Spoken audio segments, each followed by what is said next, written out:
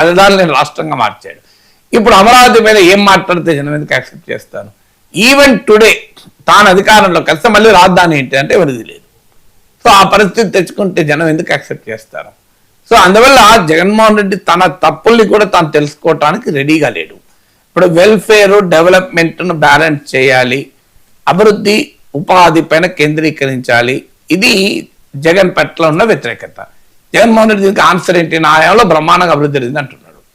So నా హయాంలో బ్రహ్మాండంగా అభివృద్ధి జరిగింది, బ్రహ్మాండంగా పెట్టుబడులు వచ్చాయి, బ్రహ్మాండంగా ఉపాధి కల్పించా, అన్ని బాగున్నాయి, ప్రజలకు ఏదో బుర్రలేక ఓట్లేలే అనే ధోరణిలో ఉన్నాడు తప్ప తాను ఎక్కడ ఫెయిల్ అయ్యాడని గుర్తించడానికి జగన్ సిద్ధంగా లేడు.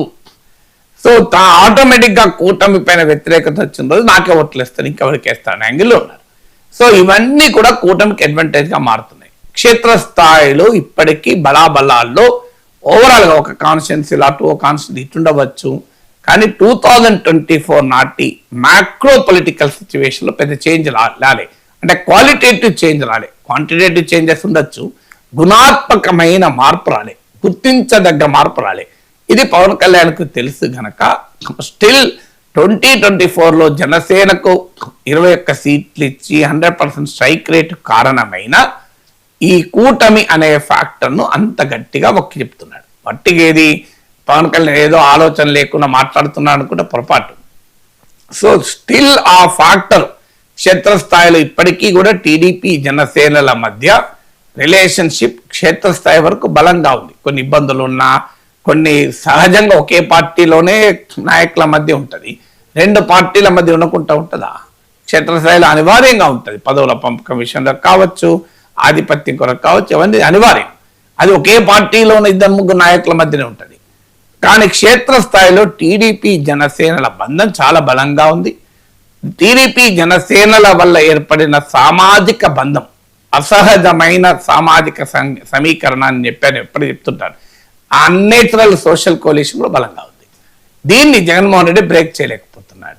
అందువల్ల ఆ ఫ్యాక్టర్ తన పార్టీని నిలబెట్టి తనకు 21 సీట్లు ఇచ్చి తనను ఉప ముఖ్యమంత్రి చేసింది కనుక దాన్ని మళ్ళీ మళ్ళీ చెప్తున్నాడు. మరి ఆ ఫ్యాక్టర్ రావటానికి కారణం యాంటీ జగన్ ఇనిషియేటివ్, అంటే జగన్ వ్యతిరేక ఓటు చీలకూడదని. అందుకే ఆ పాయింట్ కూడా మళ్ళీ పవన్ కళ్యాణ్ చెప్తున్నాడు. వ్యూహాత్మకంగా చూడండి మీరు, ఈ బయటలో 2 ఉంటాయి. ఒకటి టీడీపీ జనసేన బంధాన్ని నొక్కి చెప్పడం, 2 జగన్మోహన్ రెడ్డి రాకుండా ఉండేందుకు తాను ఏమైనా చేస్తాను అనే ఫ్యాక్టర్. ఆ 2 ఫ్యాక్టర్లే 2024లో పవన్ కళ్యాణ్ ఈ స్థాయికి తెచ్చింది, కూటమిని అధికారంలోకి తెచ్చింది. ఆ 2 ఫ్యాక్టర్స్ ఇంకా క్షేత్రస్థాయిలో రిలవెంట్ గా ఉన్నాయి కనుక ఆ అంశాలను చెప్తున్నాడు. కానీ అధికారంలోకి వచ్చాక పవన్ కళ్యాణ్ ఇక్కడ నుంచి నెక్స్ట్ స్టేజ్కి వెళ్ళాలి అంటే తాను డీమార్కెట్ చేసుకోగలగాలి, కానీ అక్కడ ఫెయిల్ అవుతున్నాడు. అంటే ఈ స్టిల్ సీన్ అదే ఎక్స్టెన్షన్ ఆఫ్ టీడీపీ. జనసేన ఒక సెపరేట్ పార్టీ, నువ్వు అవునన్నా కాదన్నా ఆ పార్టీ అస్తిత్వం నిలబడాలి అంటే పార్టీకి ఇండిపెండెంట్ స్టాండ్ ఉండాలి. ఏ అంశం పైన కూడా is unable to create an impact. ఇంకో ఇది పవన్ కళ్యాణ్ వల్ల రాష్ట్రంలో జరిగింది, ఇది పవన్ కళ్యాణ్ వల్ల రాష్ట్రం జరిగింది. ఈ అంశం పైన జనసేన విధానం డిఫరెంట్, వైఖరి డిఫరెంట్. కూటమిలో ఉండొచ్చు, ఇప్పుడు మీ కూటమిలో ఉన్నా కూడా తమ వైఖరి డిఫరెంట్ అని చెప్పుకుంటారు. ఇప్పుడు బీజేపీ ఎన్డీఏలో ఉన్నా కూడా మీకు తమ వైఖరిని ఎక్కడా వదులుకోవడం లేదు కదా. ఇప్పుడు ఉదాహరణకు మీకు ముస్లిం రిజర్వేషన్ ఇష్యూ ఉంది, మీకు లోకేష్ మా దృష్టిలో ఇది సామాజిక న్యాయము బుజ్జగింపు కాదు అన్నాడు. బీజేపీని అడగారు, మీరు బుజ్జగింపు అని చెప్తారు ఓపెన్గా, ఇది బుజ్జగింపు అని. ఎక్కడ తేడా ఏం లేదు కదా, వాళ్ళ వైఖరి వాళ్ళు చెప్పుకుంటున్నారు కదా. సో వారు ఎక్కడ కాంప్రమైజ్